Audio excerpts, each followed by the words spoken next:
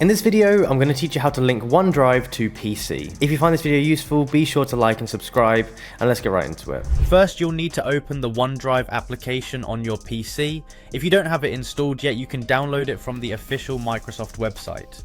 Once you have the app open, we can start setting things up. Now that you're in the OneDrive application, the next step is to click on Settings. It's usually found by clicking on the cloud icon in your system tray, which is typically located at the bottom right of your screen. A menu will pop up, showcasing a few options, and you should see the Settings button there. This is your gateway to personalizing how OneDrive functions on your PC. Now, with Settings open, find and click on Sync and Backup. This option is essential as it allows you to manage how your files are handled between your PC and the cloud. By setting up syncing, you'll ensure that any document you work on from your PC will be backed up to the cloud automatically. This way, whether you're working from home or traveling, your files are always within reach and up to date. Next, you'll see another option labeled Manage Backup. Click on this to specify which folders from your computer you want to back up to OneDrive. Generally, the desktop, documents, and pictures folders are selected by default.